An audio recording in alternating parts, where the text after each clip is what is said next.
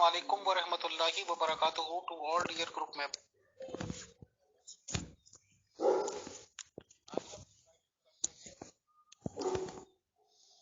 Invited کرتے ہیں ہمارے ہی گروپ کے ایک شیعہ ممبر محترم ایمان احمد ایڈیا صاحب کو، اور آج کا موضوع گفتگو ہے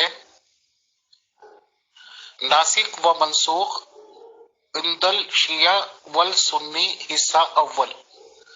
تو آئیں محترم ایمان احمد ایڈیا صاحب اور بتائیں آپ اس ریگارڈنگ۔ ویلکم، شکریہ۔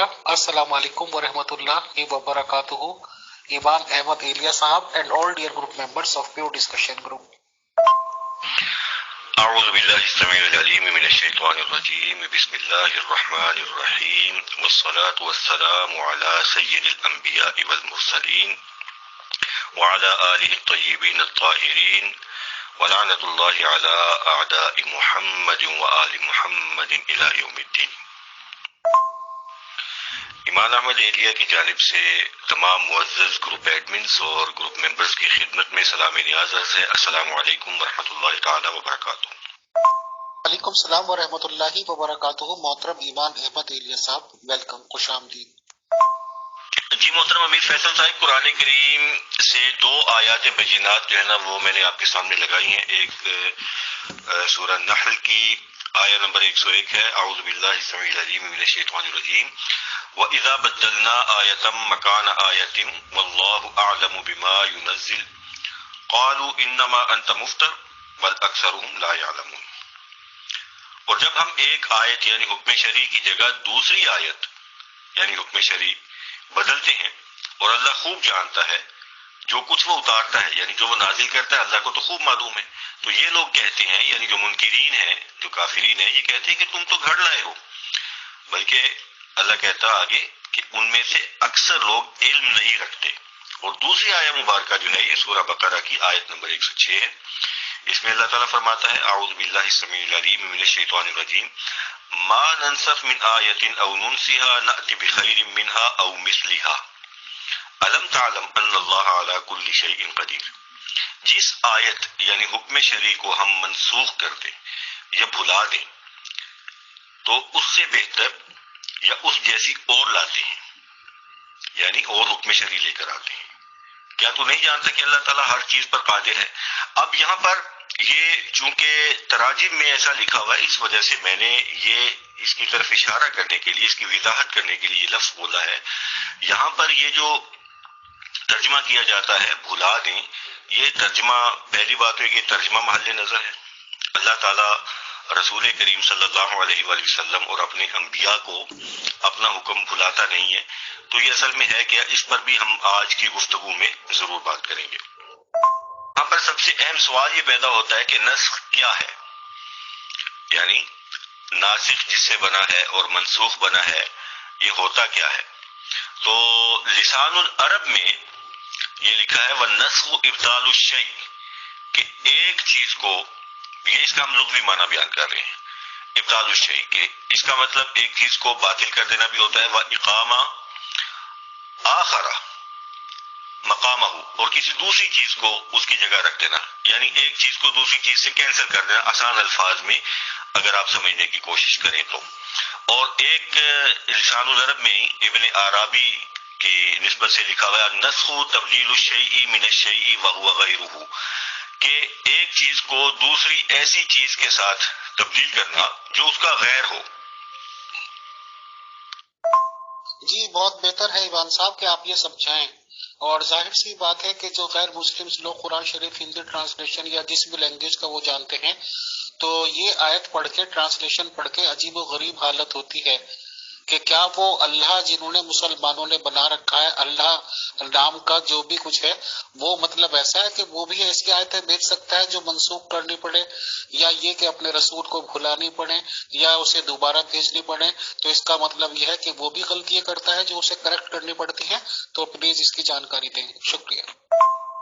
جی محترم امیر فیصل صاحب، یہ جو بھولنے بھلانے والا یہ جو کانسیپٹ ہے نا، یہ اہل تسنن کا ہے، جبکہ مکتب آل محمد میں ایسا کوئی کانسیپٹ نہیں ہے کہ اللہ تعالیٰ، اس میں رسول کریم صلی اللہ علیہ وآلہ وسلم کی ذات بابرکات ہی خاص نہیں ہے، تمام انبیاء، جتنے بھی انبیاء کرام علیہم الصلاۃ والسلام اللہ تعالیٰ نے بھیجے، اللہ تعالیٰ نے سب کو اس نسیان سے محفوظ رکھا ہے کہ وہ اللہ کے حکم کو جو ہے نا وہ بھول جاتے ہوں، کیونکہ جب نبی ہی اللہ کے حکم کو بھول جائے گا تو پھر وحی میں تو اختلاط ہو جائے گا، وحی میں اشتباہ ہو جائے گا اور امت آپس میں لڑتی رہے گی۔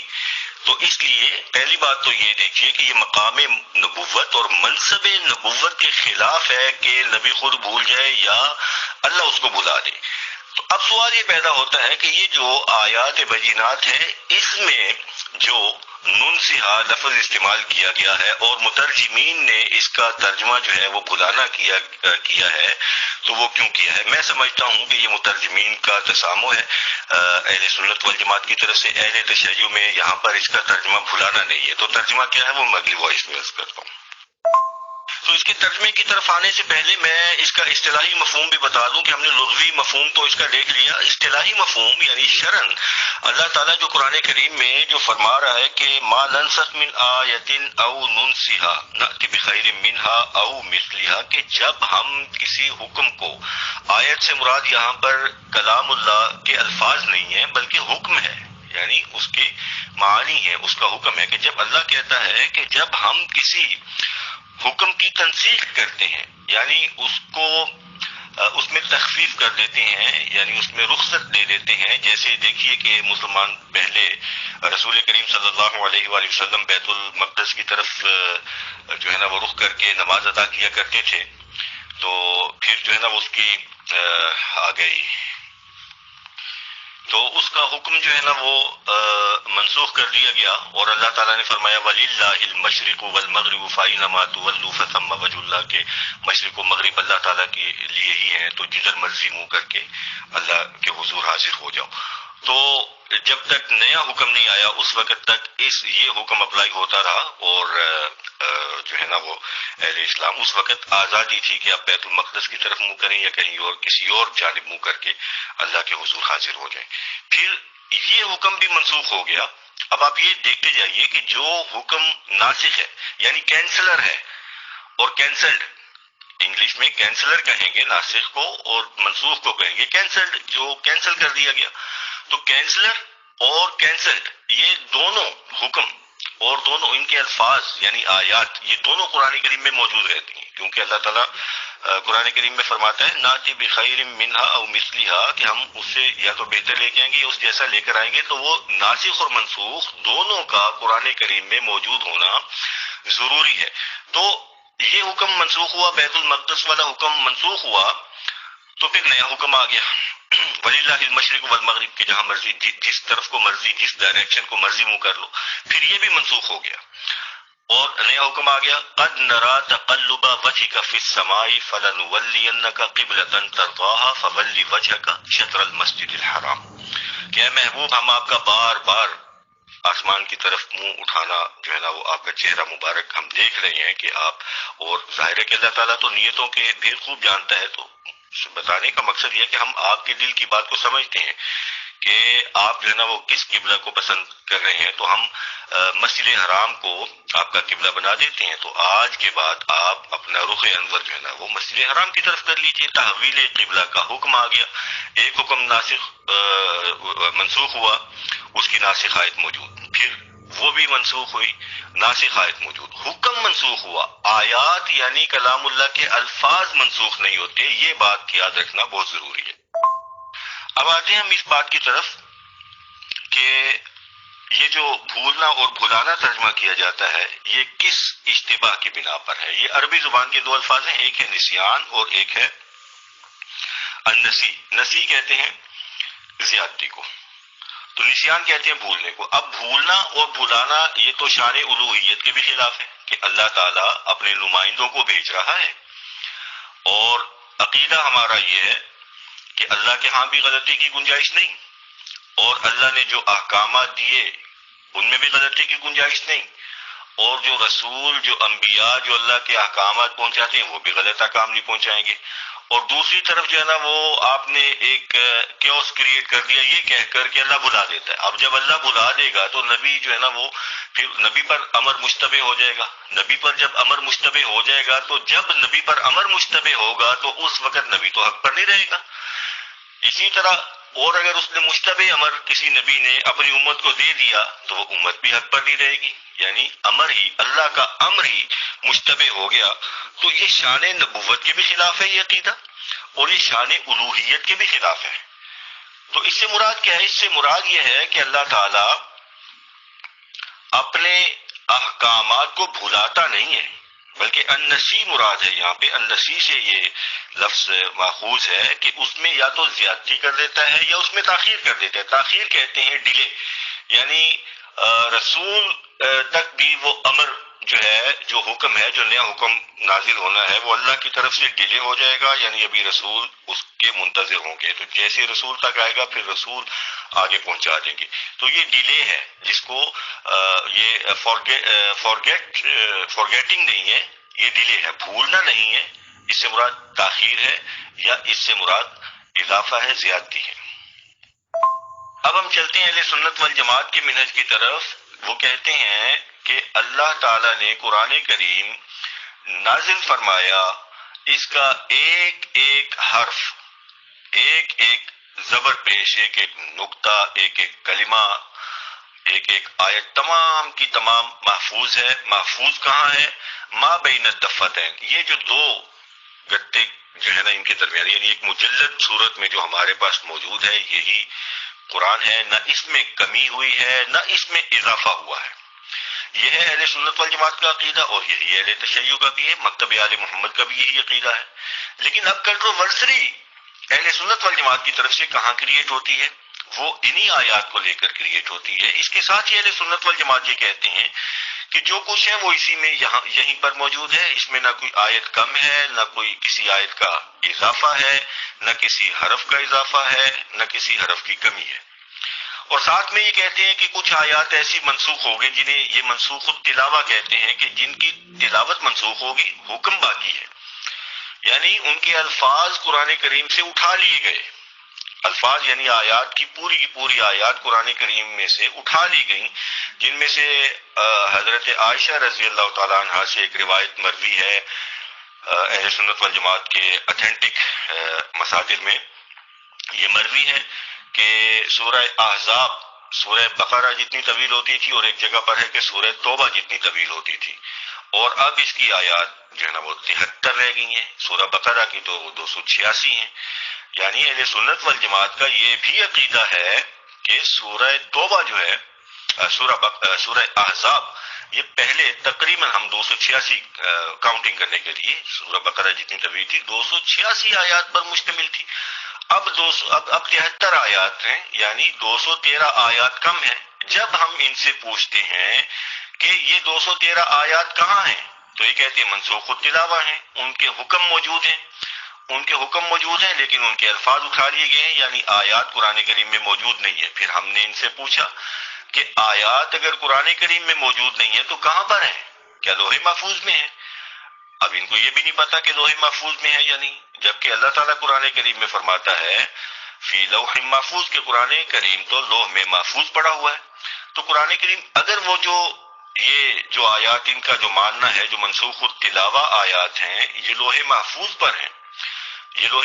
پر ہیں اور موجودہ قرآن میں نہیں ہے، تو پھر ان پر تحریف جو ہے نا وہ صادق آتی ہے. تحریف کا عقیدہ صادق آتا ہے کہ یہ ان کا ماننا یہ ہے کہ وہ جو 213 آیات یہاں سے اٹھا لی گئی ادھر سے کم ہے، لوح محفوظ میں مکمل پڑا ہوا ہے. اب اسی طرح حضرت عبداللہ ابن عمر سے مروی ہے کہ اہل سنت والجماعت کے مصادر کی بات کر رہا ہوں، اتھینٹک روایت ہے ان کے ہاں کہ حضرت عبداللہ ابن عمر یہ فرماتے ہیں کہ تم میں سے کوئی یہ کلیم نہ کرے کہ اس نے مکمل کا مکمل قرآن کریم یاد کر لیا ہے یا اس کو پڑھ لیا ہے، کیونکہ تمہارے پاس مکمل قرآن نہیں ہے، قرآن کا بہت سارا حصہ اٹھا لیا گیا ہے. تو اہل سنت والجماعت پھر یہاں پر پھر منسوخ التلاوہ کی بات کرتے ہیں کہ وہ آیات جن کی بات حضرت عبداللہ ابن عمر کر رہے ہیں وہ منسوخ و تلاوہ ہو چکی ہیں، یعنی موجودہ قرآن میں موجود نہیں ہے۔ اگر موجودہ قرآن میں موجود نہیں ہے تو پھر آپ کا تو عقیدہ یہ ہے کہ قرآن کریم مکمل نہیں ہے اپنی آیات کے اعتبار سے۔ حضرت عائشہ رضی اللہ تعالیٰ عنہ کی گواہی آپ کے ہاں اس پر موجود ہے۔ یہ ہم ان پر الزام نہیں لگا رہے، ہم اہل سنت والجماعت سے سوال کر رہے ہیں کہ یہ اب کیسا عقیدہ جو ہے نا وہ آپ کا ہے کہ آپ کے ہاں حضرت عائشہ رضی اللہ تعالیٰ عنہ سے یہ گواہی موجود ہے کہ قرآن کریم کی سورہ احزاب کی آیات وہ مکمل ہے، 213 آیات نامکمل ہیں، تنقیص ہے، آیات میں کمی ہے۔ حضرت عبداللہ ابن عمر کی گواہی آپ کے ہاں موجود ہے اور آپ اس کو تسلیم بھی کرتے ہیں، آپ اس کو تسلیم کرتے ہیں اور پھر کہتے ہیں قرآن کریم مکمل ہے۔ بھائی کیسے مکمل ہے؟ آپ ہمیں قرآن کریم کی آیات کی تعداد پوری کر کے بتا دیجئے۔ تو یہ جو آپ کا عقیدہ ہے کہ نبی بھول جاتا ہے یہ بھی غلط ہے، یا آپ کا یہ عقیدہ کہ اللہ تعالیٰ قرآن کریم میں سے آیات اٹھا لیتا ہے یہ بالکل باطل ہے۔ مکتب آل محمد میں ایسا بالکل نہیں ہے۔ امیر فیصل صاحب قصہ مختصر یہ کہ زبان رسالت مآب صلی اللہ علیہ وآلہ وسلم سے بالکل بھی ثابت نہیں ہے کہ رسول صلی اللہ علیہ وآلہ وسلم نے کہیں پر یہ فرمایا ہو کہ اللہ تعالیٰ نے قرآن کریم کی آیات اٹھا لی ہیں یا اللہ تعالیٰ قرآن کریم کی آیات کو اٹھا لیتا ہے، ایسا بالکل بھی جناب رسول کریم صلی اللہ علیہ وآلہ وسلم سے ثابت نہیں ہے۔ یہ راویوں کے الفاظ ہیں اور جن کی بنا پر جو ہے نا وہ اہل سنت والجماعت کا عقیدہ ہے۔ مکتب آل محمد کا یہ عقیدہ نہیں ہے۔ مکتب آل محمد کا بالکل سمپل سا، سادہ سا، آسانی سے سمجھ میں آنے والا عقیدہ ہے۔ محترم ایمان احمد ایلیا صاحب، ماشاءاللہ آپ اور ہم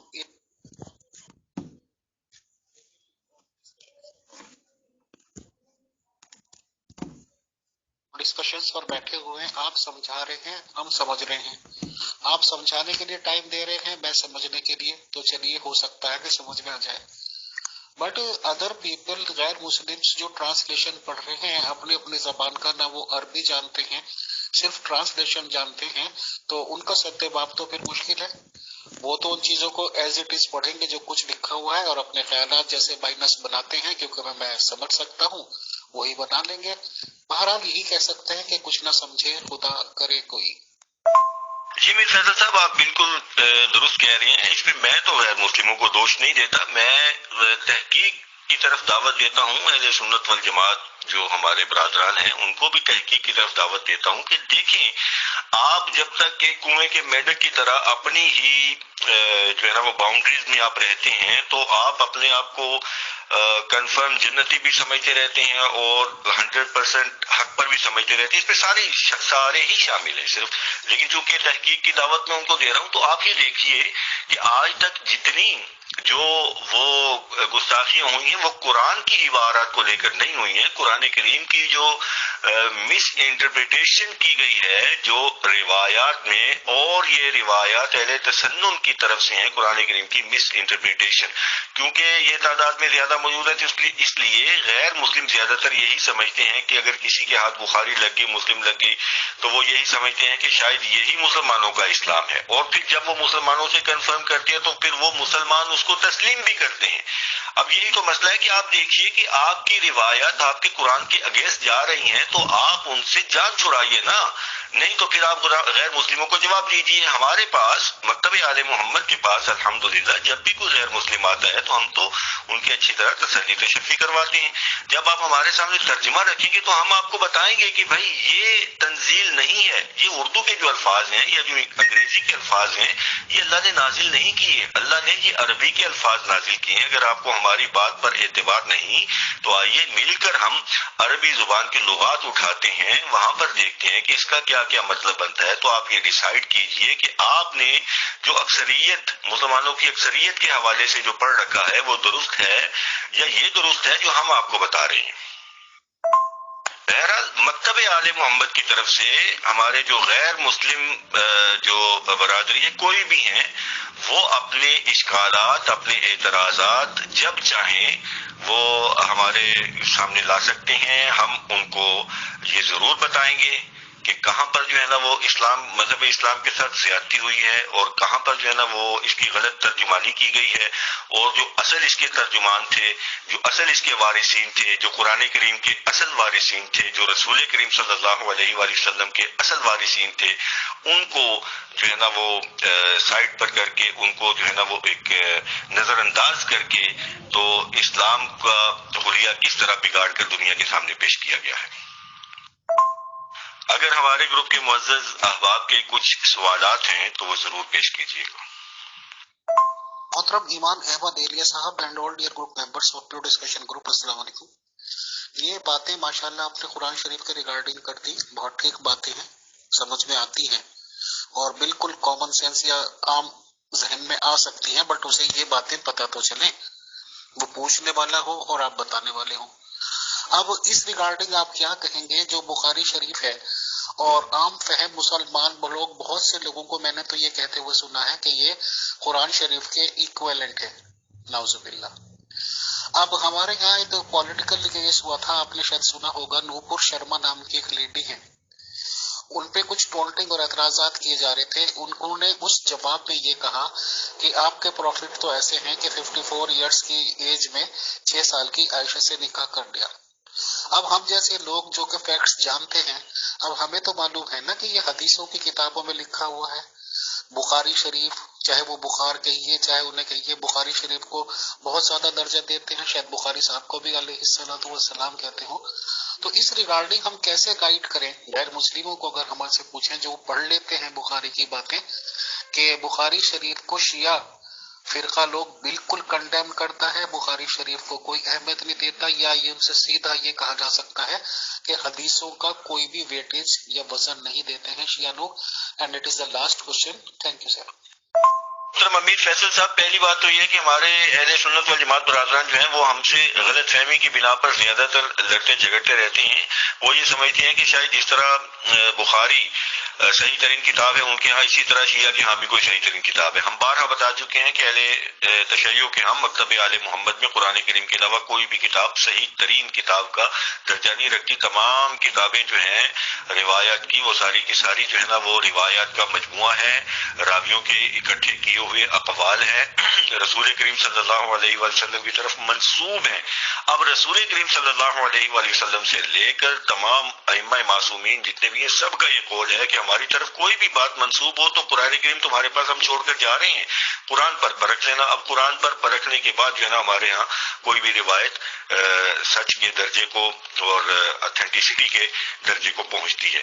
اور جہاں تک رہی بات یہ غیر مسلموں کی، تو غیر مسلموں کو تو واقعی جو ہے نا وہ ان کو پرابلم ہوتی ہے۔ اب جب وہ لوگ یہ سنیں گے کہ بخاری جو ہے نا وہ قرآن کریم کے برابر کی کتاب ہے یا اس کے بعد والے درجے کی کتاب اور اس میں غلطی کی گنجائش نہیں ہے، تو وہاں تو بہت ساری باتیں ایسی لکھی ہیں کہ آپ کو قرآن کا رسول، قرآن کا محمد رسول اللہ اور کتب ستہ کا محمد رسول اللہ بالکل ڈیفرنٹ شخصیات نظر آئیں گی۔ آپ ان کو ڈیفینڈ ہی نہیں کر سکتے۔ قرآن رسول کی صفات اور بتا رہا ہے، آپ کی کتب ستہ جو ہے نا وہ رسول کریم صلی اللہ علیہ وآلہ وسلم کی جو صفات اور بتا رہی ہیں۔ جب آپ دو مختلف شخصیات غیر مسلم کے سامنے پیش کریں گے تو پھر آپ کسی کو کیسے روک سکتے ہیں کہ وہ اپنے جو ہے نا وہ اپنی سمجھ کا، اپنی فہم کا اظہار کرے؟ آپ اس پر گستاخی کے فتوے لگاتے رہیں گے۔ آپ نے دیکھا سلمان رشدی کا کیا حال ہوا، آپ نے دیکھا کہ وہ جس نے مجھے ان سے بالکل جو ہے نا وہ ہمدردی نہیں ہے، کیونکہ ان کی نیتیں ٹھیک نہیں تھی۔ اور دوسرا وہ جس نے وہ جو مرزا صاحب کے جواب میں جو وہ گستاخانہ کتاب لکھی تھی، تو یہ ان کی بیس کیا تھی؟ ان کی بیس قرآن کریم تو نہیں تھی، ان کی بیس تو کتب ستہ تھی۔ آپ جتنی بھی گستاخانہ غیر مسلموں کی آپ ان کی جو ہے نا وہ حرکات، ان کی جسارتیں آپ اگر دیکھیں تو آپ کو قرآن کریم بیس نہیں ملے گا، آپ کو بیس ملے گی کتب ستہ اہل سنت والجماعت کی۔ تو اہل سنت والجماعت تمام اہل اسلام سے گزارش ہے کہ ہمیں ان چیزوں پر غور و فکر کی، تدبر کی، سوچنے سمجھنے کی ضرورت ہے کہ لکھا اگر آپ کی کتابوں میں ہوا ہے اور غیر مسلم اس کو بیان کر دے تو کتاب لکھنے والا گستاخ نہیں، کتاب میں لکھنے والا۔ غیر مسلم نے اگر اس کو اپنے الفاظ میں بیان کر دیا تو وہ گستاخ ہے۔ اس پر سوچنے کی ضرورت ہے۔ آپ کو یہ ہمت کرنی ہوگی، ہم سب مسلمانوں کو یہ ہمت کرنی ہوگی کہ ہم غلط کو غلط اور صحیح کو صحیح کہہ سکیں۔ اور جو آپ نے بات کہی کہ غیر مسلموں کا جو اعتراض ہے کہ حضرت عائشہ رضی اللہ تعالیٰ عنہ کا نکاح 6 سال کی عمر میں اور رخصتی 9 سال کی عمر میں، اب چونکہ یہ بخاری میں لکھا ہے تو اس وجہ سے بہت سارے لوگوں نے اس کو آنکھیں بند کر کے منوان تسلیم کر لیا، عقیدہ بنا لیا اور اس کو جائز سمجھ لیا کہ بھئی ایسا جو ہے نا وہ شان رسالت کے عین مطابق ایسا بالکل بھی نہیں ہے۔ جب اس کی تاریخی تحقیق کی جاتی ہے تو پتہ چلتا ہے کہ یہ یا تو کوئی سازش تھی یا کتابت کی غلطی تھی، کیونکہ تمام عمروں کے تفاوت اگر دیکھے جائیں اور ہسٹری اور سال سارے شمار کیے جائیں، اس پہ ہماری ریسرچ موجود ہے، کبھی پیش کریں گے انشاءاللہ۔ تو اس سے یہ ثابت ہوتا ہے کہ جناب حضرت ام المؤمنین حضرت عائشہ رضی اللہ تعالیٰ عنہ کی عمر بوقت نکاح 6 نہیں 16 برس تھی، اور رخصتی کے وقت آپ کی عمر مبارک جو ہے 9 نہیں 19 برس تھی۔ ٹھیک ہے جی، اب ہم 6 اور 9 کو یعنی بخاری کو اوتھینٹک بنا کر ہم اپنے رسول صلی اللہ علیہ وآلہ وسلم کی گستاخی خود کر رہے ہیں۔ اللہ نے عقل دی ہے، اس عقل کو آپ استعمال کیجئے۔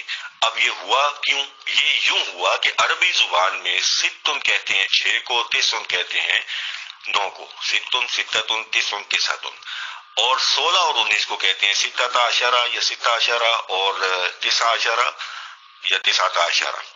اب کاتب سے یا تو اشرہ مس ہو گیا یعنی مس پرنٹ ہو گیا، 10 مٹ گیا، پیچھے 6 اور 9 رہ گیا، 16 اور 19 لکھا ہوا تھا اور 6 اور 9 رہ گیا، یا تو یہ ہوا ہے یا جان بوجھ کر کسی نے یہ حرکت کی ہے اسلام کو بدنام کرنے والی۔ بہرحال تاریخی حقائق یہ بتاتے ہیں کہ 16 اور 19 برس عمر تھی، 6 اور 9 برس بالکل بھی نہیں تھی۔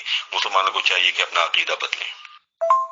محترم ایمان احمد ایریا صاحب، چلیے امیر فیصل ہی بات کر لے تو وہیں تک رہنے دیجیے۔ آپ نے جو تعویل پیش کی 6 کو 16 بنا دیا، 9 کو 19 بنا دیا، تو پھر اگر وہ سوال پوچھیں گے کہ بھائی وہ تو گرم علاقہ تھا، سعودی عرب کا تھا، ماں تو لڑکیاں جلدی بالغ بھی ہو جاتی تھی، تو پھر واٹ واز دا ریزن؟ پھر وجوہات کیا تھیں کہ 16 سال میں نکاح کیا، 19 سال میں رخصتی کی؟ پھر تو یا تو 16 سال میں نکاح کر لیا تھا، رخصتی کرا کے گھر لے جاتے، 19 سال میں کر لیتے، نہیں تو نکاح بھی رخصتی بھی، کیونکہ رسول اسلام صاحب کسی سے رشتہ مانگے اور کوئی رشتہ نہ دے، ایسا تو ممکن ہی نہیں تھا۔ رسول اسلام محمد صلی اللہ علیہ وسلم کو تو زیادہ بیویوں کی ضرورت رہتی تھی ماشاءاللہ، تو جب وہ بالغ تھی، عاقل تھی، 16 سال کی تھی، تو کوئی ضرورت نہیں تھی محترم 3 سال تک پینڈنگ کرنے کی نکاح اور رخصتی کو۔ تو بہرحال آپ نے ایک اچھی کوشش کی تعویلات کرنے کی، تو یہ آپ کو بھی مبارک اور سبھی مسلمانوں کو مبارک۔ بہت شکریہ، بہت جزاک اللہ جو کچھ معلومات آپ نے دی۔ السلام علیکم ورحمۃ اللہ۔